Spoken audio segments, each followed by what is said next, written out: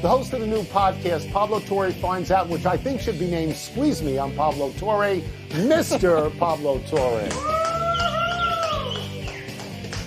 You like that? Squeeze Me on Pablo Torre. And we begin today with last night's divisional game between the Browns and Steelers, which the Steelers won by playing takeaway defense. The Steelers scored 14 of their 26 points on defense. Pablo, what is your biggest takeaway from this game that the Steelers won, or that Nick Chubb has likely lost to the Browns all season from that gruesome knee injury? It has to be Nick Chubb, Tony, and there's the big picture about Nick Chubb. The big picture is that this is the sort of injury that validates both sides of the running back argument, right? This is the reason why you don't pay a running back. It's the reason why the running back should be paid. Both of these things are true with a single gruesome injury to Nick Chubb.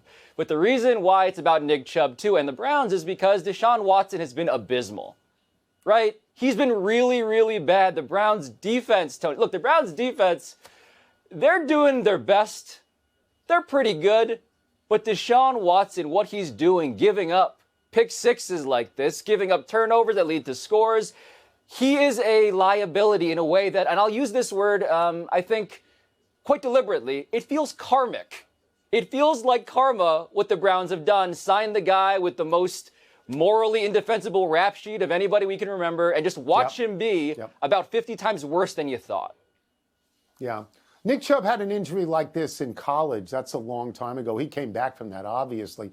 It was so awful that they wouldn't even show it on television. I agree with you that the centerpiece here is Nick Chubb, and that his being out will have lasting ramifications all season for a division that is now injury-plagued. Let me go through the division. We don't know about Joe Burrow. We don't know if he's going to play. No. Cincinnati at the moment just sort of seems absent. You know, they're just floating somewhere. You're 100% right in the absence of Chubb that the Browns are dependent upon Deshaun Watson, who does not appear to be worth anywhere near the money that they're paying him. I believe he was sacked six times last night. Pittsburgh is also completely dependent on defense, which is as it should be in Pittsburgh. But if I have these numbers correct, and I think I do, they had one rushing yard in the first half last night. In the fourth quarter, where games are won and lost, they were -7 total yards. Kenny Pickett doesn't look like anything special. So that leaves Baltimore, which now is the only team in the division that's pretty good on offense and pretty good on defense. But, and I say that, you know, there's always a but, everybody's just waiting for Lamar Jackson to get hurt because he gets hurt every single year. I think it is appropriate that this game was about defense with Pittsburgh, Pablo. That defense goes back almost 50 years. It goes back to the Steel Curtain. It goes all the way up to T.J. Watt. Everything the Steelers do starts on defense, including Mike Tomlin, who played defense in college. Yeah, it just feels, given that running statistic, the rushing yardage total in the first half of 1 yard, it just feels like they're hopping over the lowest possible bar to get a victory in the NFL. As we know, it's a random game. By and large, you'll take the win wherever you can get it. But let's turn to last night's other game, Tony, because that's where the Saints edged the Panthers. And the Saints defense pressured Panthers rookie quarterback Bryce Young repeatedly, which really did help make up for the team's weak offensive performance in this win, which was 20-17. So here we have the Saints, now 2-0, but have they convinced you, Tony, that they're actually good? Yeah, do they convince me? No, not yet, not now. Look, I respect 2-0. As a famous coach once said, you are what your record says you are. You know, but there are 15 games to go here. They beat a mediocre Tennessee team, I think by 1 point, 16-15. They beat a bad Carolina team by 3 points, 20-17. So the local team for me, Washington, is also 2-0. They're 2-0 for the first time in, I think, 12 seasons, something like that, 11 or 12 seasons. And am I convinced about them? No, they beat two bad teams. Did New Orleans pass the eye test for you? Because they did not for me. Look, I think Derek Carr is okay, right? I mean, I was surprised that Las Vegas bounced him out like that. I think the New Orleans defense is actually rather good. They don't give up a lot of points. I think they've gone 10 straight games giving up 20 or less, but I think they've only won maybe 6 of those things. And can I say, you know, watching the first game was actually torture. And I couldn't wait for the second game to start because I thought I should be paid to watch the first one. But in this game, Bryce Young was awful. He was. You think Deshaun Watson was awful? Bryce Young, 153 yards on 33 attempts. Last week, 146 yards on 38 attempts. That's 4 yards an attempt. He's the number one draft pick. They traded up to get him. It's a steep climb. It's a steep climb. I will point out a couple of things. First of them being, I think you are literally paid to watch the game. That might be actually in our job description on some level.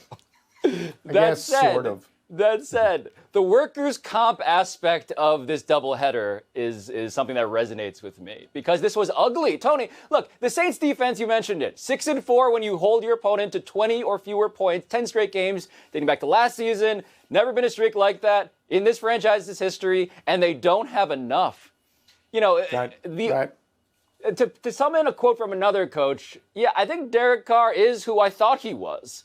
He's just not that good. He's okay. He's not the guy who's going to pick up your team when your team is missing offense. He was fine with the Raiders. But to me, Alvin Kamara, when's he coming back? Hopefully ASAP. You need those weapons. Chris Olave is promising. He's a young receiver. That's great. But to me, the defense is not enough in New Orleans, Tony. It's not close.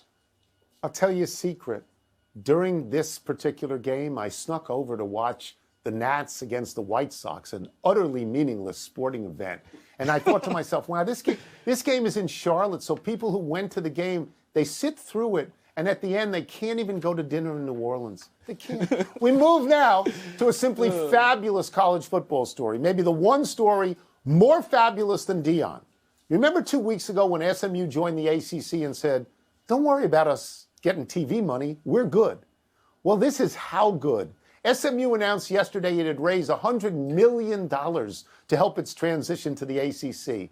They got this money in 7 days. They got it from 30 donors. Pablo, do you believe SMU could actually compete for a championship in the ACC?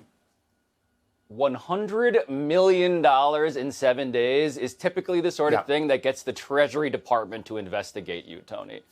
That's the kind of money that we're talking about. In this case, thankfully, the rap sheet on SMU's boosters is well established. This was in the scouting report. They can do this. They're the kid, they're the rich kid with the unpaid internship who says, you know what, I don't need money. I got my own. In fact, I'll help cater the party for you. So, of course, if SMU has this degree of money, they're a player. They're a player and they have that market. It's the Dallas market. This is not just a, hey, get us at a discount. It's the we'll bring the eyeballs. We'll bring the party to you. So if you get Texas and you got the money, of course they can be a real thing. Yeah, all the question really means is, do you think that SMU can beat Florida State and beat Clemson? And the answer to that is, it is now legal to pay players, okay? Do you remember the Pony Express with Eric Dickerson and Craig James? Do you think for a second that a kid in Texas with this kind of money rolling out won't stay home and go to school in Dallas? Did you see what Deion did overnight? Do you think SMU can't do this? All SMU needed, Pablo, was a seat at the table. A seat became open, and they paid for the seat. They raised this money in 7 days. Do you know why it took 7 instead of 2? Because they had to wait for the checks to clear. That's the only reason. The money is there. SMU is not some invented school like Central Florida or Florida Atlantic, not some basketball school like Kentucky or Kansas. They are a football school. If it was legal to pay players above board 30 years ago, they'd have 5 of these things. Pablo, they've been on a gulag for 30 years, and now they're out, and they're headed this way, and you know who should coach them? Deion, because Deion played in Dallas. That's a perfect marriage. And if Deion's not persuaded by the stump speech you just delivered on his behalf, just know they're not done raising the money. They're saying in print, $200 million plus. They're only halfway there on this GoFundMe, Tony. So look, yes, if Deion wants to make a splash and truly rewrite everything, go get another 80% turnover rate with your roster, come to SMU, and then make everybody, kiss your feet, literally. It's time for toss-up. 2 men enter, 1 man leaves, finishes the show, wanders around the house looking for his reading glasses, and then realizes he's already wearing them, which would be funny, except if I found them in the refrigerator. That would not be good. What's first? Toss up stronger NFC team, the Cowboys or the Niners? I'm going to be quick on this. I'm going to say it's the Niners. I know that the Cowboys have looked very impressive. I said on the show yesterday, Pablo, that they are the champions of New York City. They have beaten the Giants and the Jets by a combined score of 70-10. Dak Prescott has been very impressive. His numbers are really good. He has 0 interceptions. He led the league in interceptions last year. He's completing passes, 71% rate. I know it's 2 games, but that's very good. Micah Parsons is at the moment Lawrence Taylor. He's a game wrecker. But have you seen the Niners? We talk about the Pittsburgh defense. They put 30 on Pittsburgh in Pittsburgh. They put 30 on the Rams. Rams are only 2 years removed from winning the Super Bowl. I think they have the most varied offense in the NFL. I don't know how you could stop both McCaffrey and Samuel during the same game, and the defense is good. So I'm going to resist jumping into the Cowboy hype this early. I am. I have to give into it, Tony, because I'm going to read off of my phone and squint in this direction, okay? Cowboys have scored more points, 12, than they've given up, 10. They're first in points allowed, turnovers, takeaways, passing yards allowed, all of that stuff. Biggest margin of victory through 2 games since 1968. That's the Cowboys. I want to celebrate the Cowboys now, Tony, because I believe that in the long run of things, the Niners have a better chance to be there at the end. But right now, if you're Dak Prescott, and I always think about this through the lens of Dak Prescott, looking up at your unforgiving father figure, Jerry Jones, who wants to replace you at every possible turn, despite the fact that right now, as you alluded to, he's not doing anything wrong. I just feel like me giving him this answer in late September is about as much as he's going to get from Jerry. So I'm going to give it to him. Dak, you've earned this one. You're better than the Niners right now. Yeah, and as we know from watching First Take, Dak got his money. What's next? Toss up, who's got the shakier team, Bill Belichick or Nick Saban? So I don't think Bill Belichick's team is shaky at all. I think they're not a very good team. They haven't been a very good team since Tom Brady left. They're okay. They're 25-27 since Tom Brady left. In the 2 games they've been in, they've been competitive. At some point late in the game, they're driving for a tying or a winning touchdown. They have played Philadelphia and Miami. That could be the Super Bowl. Philadelphia and Miami. So I think New England is not shaky and is exactly what we thought they were. Alabama is shaky. Even if you concede that losing to Texas isn't terrible because Texas is a really good team. To beat South Florida 17-3, are you kidding me? That should be 60-3. That's bad. Nick Saban is juggling quarterbacks completely. Everything is sort of up in the air. I think shaky, like in an earthquake, is exactly the description right now for Alabama. I want to take a Richter scale to the ground where Bill Belichick threw that red flag, because that was about the most explosive play the Patriots have had in months, Tony. They're not as good as you like. I mean, look, the mediocrity you've described should not be graded on a curve. It's Bill Belichick. He's the greatest of all time. And the fact is, they are bottom 3 in the league right now when it comes to explosive plays. If you're worried about the Patriots, you're worried because they don't have the weapons. They don't run the ball. They don't have the skill players. They have Mac Jones, and we can yada, yada, yada over the quarterback if you want, because Alabama's are far more disastrous in totality. But that's not saying a lot. Mac Jones is not someone that I trust. And if you're, Tony, we should also acknowledge the fact that Bill Belichick and Nick Saban are boys. They are friends. Yes, sure. My presumption is they have a phone call like you and Wilbon have your phone call at way too early in the morning in which you kvetch about all the things that bother you. To be a fly on that wall as those guys are complaining to each other about all of the ways their sons disappoint them, my word. It's a really nice job you making kvetch into a 2-syllable word. Kvetch. I like that. That's it. Let's take one last break. Still to come, thank you. Kyle Schwarber hits a ball that might still be going. And how much tougher, Tony, did Deion's task just get with the news that Travis Hunter will be out for the next 3 games? The next time you're on the show, we'll go through Mishpucha. We'll see how you do with that one. I've got Wilbon to say that very well, but we'll see how you do with it. You know. Yeah. Verklempt. I'm trying to... People, happy 56th birthday, Jim Abbott. He may be the most remarkable pro athlete of all time. Abbott was born with one functioning arm and hand, his left. His right arm was underdeveloped and he had no hand. And he made the major leagues as a pitcher. Abbott was a first-round draft pick by the Angels in 1988, went to the majors without ever playing in the minors. Over 10 years, he pitched for the Angels, Yankees, White Sox, and Brewers. He threw a no-hitter for the Yankees in 1993. On the mound, he would balance his glove on his right wrist as he pitched, then slip his left hand into the glove after he released the ball. It was astonishing, and it was awe-inspiring. Tony, the kids today don't realize how special Jim Abbott was. I grew up watching him on those 93-94 Yankees, and now as my left hand cramps because I hold my cell phone too long, I marvel at all the things he was doing. 200-plus innings pitched in a year. Did that a couple of times. ERAs under 3. Did that a couple of times. A real-life starting pitcher who had his hand in a way that no one else had seen before and was awesome despite it. Happy anniversary, Leonard Fournette. On this day 8 years ago, the LSU star running back went for 228 yards and 3 touchdowns in just 19 carries against Auburn in a big home win. Fournette ran wild as the LSU front line opened holes for him the size of the Lincoln Tunnel. Fournette was the first running back taken in the 2017 draft, the 4th overall pick by Jacksonville. He was one of several players who publicly said, "Get me out of Jacksonville." Fournette ended up winning a Super Bowl in Tampa Bay with Tom Brady. As an example of how fragile a career is and how replaceable running backs are, now, at 28, Fournette is out of the league. I'm really glad he got that Super Bowl because of the last line you just said there. He was supposed to be the next Adrian Peterson, Tony. He was the #1 prospect out of high school. He was a obvious, no doubt, first rounder out of college at LSU. And he played 6 years in the NFL to Adrian Peterson's 15. That's how this goes in this sport. And yeah, the roulette wheel did not favor him. Happy trails to this Michael Tonkin pitch last night.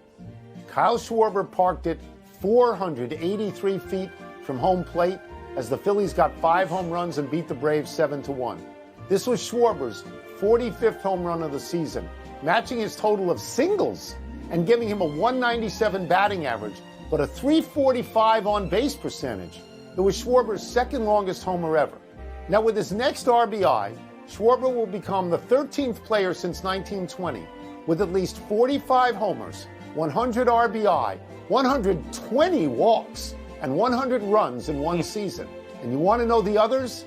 Babe Ruth, please, Barry Bonds, Mark McGwire, Lou Gehrig, Chipper Jones, Aaron Judge, Harmon Killebrew, Ralph Kiner, Mickey Mantle, Willie McCovey, Mike Schmidt, and Jim Tomei. Pretty impressive, huh? Pretty impressive. All I had on this specific story was comparing Kyle Schwarber to like Dave Kingman and Adam Dunn, and I have never been less prepared to respond to something that you have said than that list of names as a result. Congratulations to Kyle Schwarber. It's remarkable. I mean, obviously, when he hits it, it stays hit, but 120 walks and 100 RBI, he's worth it. Let's go to the big finish. Yeah, Patrick Mahomes restructured his contract, and he will get $210 million guaranteed over 4 seasons. Are you impressed? I am. That's like SMU booster money at this point. Travis Hunter of Colorado, meanwhile, will miss the next 3 games with a lacerated liver, Tony. Your thoughts? He's a great player. He's a two-way player and a great player, and so he's going to miss at Oregon and against USC. That hurts. Victor Wembanyama reaffirmed that he will play for France in next year's Paris Olympics. Is that significant? It's significant insofar as it illustrates the difference between the World Cup, which he opted out of, and the Olympics, which also LeBron is suddenly interested in. Adam Wainwright beat the Brewers for career win number 200. Is that a big deal? He's 42 years old. He threw 7 shutout innings. There's only 4 other guys in the majors right now with 200 or more wins. Last one, Kelly Oubre Jr. expected to sign a 1-year deal with your Sixers. Do you like that? I'm so exhausted by this season, and it hasn't even started. No thanks, but yeah, I guess I'll have this gruel for dinner. We're out of time. We'll try and do better the next time. I'm Tony Kornheiser, and this is the Pablo sign. Oh, I'm Pablo Torre. That's my sign. Thank you for watching. Here's another sign. I host Pablo Torre Finds Out. It's a podcast. Please go and subscribe. But for now, here is SportsCenter. So you're doing your own promos.